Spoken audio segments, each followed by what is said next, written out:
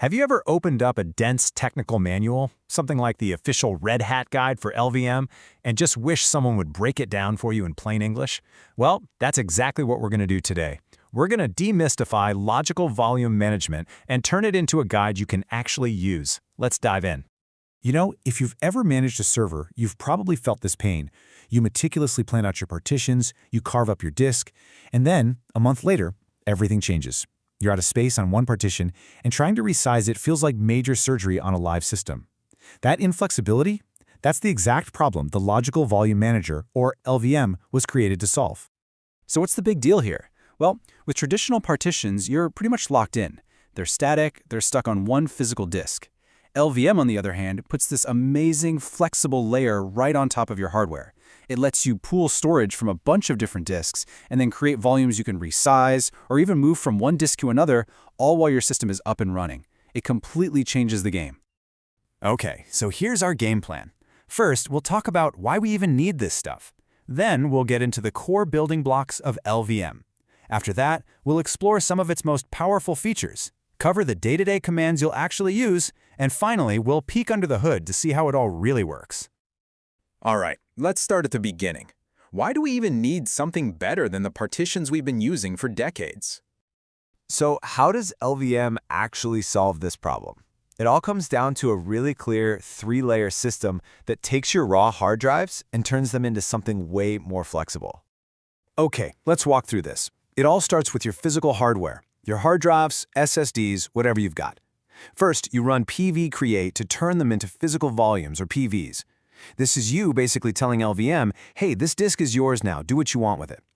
Next, you take one or more of those PVs and bundle them together into a volume group, a VG, using vg_create. This VG is now your one giant unified pool of storage. And finally, you use lv_create to carve out logical volumes, LVs, from that big pool. These LVs are what you actually put a file system on and use. But wait, how does LVM manage all the space inside that big pool? The secret sauce is a little concept called extents. Think of them like tiny, uniform Lego bricks. LVM chops up the entire storage pool into these small, equal-sized chunks, usually 4 megabytes each. And everything LVM does, whether it's creating a volume or resizing it, happens in multiples of these extents. So yeah, creating a simple volume is great, but this is where LVM gets really interesting. You can set up your logical volumes in some pretty specialized ways to get amazing performance, data redundancy, or just be super efficient with your space. If you're all about speed, LVM has something for you: striped volumes. This is essentially RAID 0. It takes your data, breaks it into chunks, and writes it across several physical disks at the same time. This parallel I/O can give you a serious performance boost. But here is a massive, massive warning, and this comes straight from the pros. LVM is smart, but it's not magic. It has no idea if the two physical volumes you're striping are on two separate physical drives, or if they're just two partitions on the same drive. If it's the latter, you're not just getting zero benefit, you can actually make things slower. The lesson here, you have to know your hardware. Speed isn't everything, right? You also need to protect your data. For that, you can use LVM mirroring, which is basically RAID 1.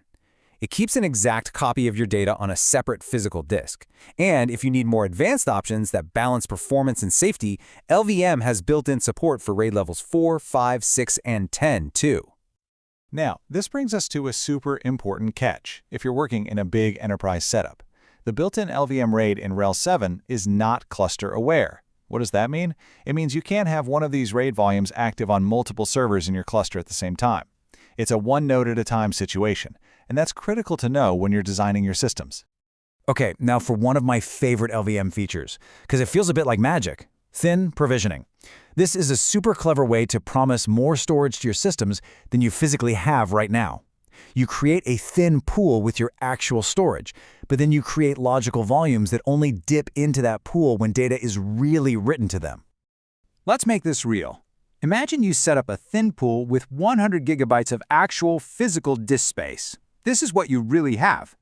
And here's the trick. From that 100 gig pool, you could go and create 5 different logical volumes and tell the operating system each one is 100 gigs. That's 500 gigabytes of promised storage. You're basically betting that all your users won't fill up their space at the same time. For things like virtual machines, this is incredibly efficient. So what about protecting yourself from, those oops moments? A bad software update, a deleted file? That is where LVM snapshots are a lifesaver. They take a point-in-time picture of your volume using this smart technique called copy on write. The snapshot starts out super small. It only starts to grow when you change data on the original volume, because it has to save the old version first.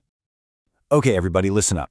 If there is one thing you remember from this entire explainer, please let it be this. A snapshot is not a backup. Let me say that again. A snapshot is not a backup. It's an amazing tool for rolling back a change quickly, but it lives on the exact same physical disks as your data. If those disks die, your data and your snapshot are gone. A real backup puts your data somewhere else entirely. They solve two different problems. All right, so we've seen all the cool features, but what about the day-to-day grind? How do you actually manage this stuff? Let's look at the commands you'll be using all the time. These are going to be your best friends. That little R flag on LV extend and LV reduce is fantastic. It resizes the LVM volume and the file system on top of it, all in one shot. PV move is an absolute hero.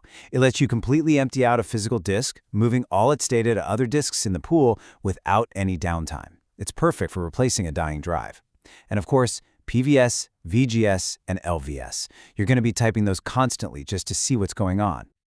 All right, last section. Let's pop the hood real quick and look at the deep down tech that makes all of this possible, especially when things get complicated, like in a high availability cluster. In a Red Hat cluster, you've really got two flavors. There's CLVMD for a true active-active setup where multiple servers need to write to the same LVM volume at the exact same time. It's powerful, but it's also pretty complex. For the much more common active-passive setup, where one server just takes over if another one fails, HLVM is simpler, faster, and it's usually the way to go. And what's the bedrock that this is all built on? It's a thing called the device mapper. This is a core part of the Linux kernel itself. You can think of LVM as the smart manager that comes up with a plan. I want a striped volume that looks like this, and then it hands that plan down to the device mapper. The device mapper is the low-level worker that actually builds the virtual device and handles redirecting all the data. So let's bring it all home. We saw that LVM is this incredible flexible layer that frees us from rigid partitions. We learned that everything is built on that PV to VG to LV structure. We saw how you can get fancy with things like striping and thin provisioning, but we also learned that super important lesson: snapshots are not backups. And finally, we saw how it all relies on the device mapper deep inside the kernel. And that leaves us with one final thought to chew on. LVM does this brilliant job of hiding the messiness of our physical storage. But that abstraction is only as strong as the foundation it's sitting on. So it makes you wonder, what really happens when those layers underneath, the actual spinning disks, the storage controllers, the drivers, start to go wrong? It's a good reminder that every layer in our tech stack depends completely on the one below it.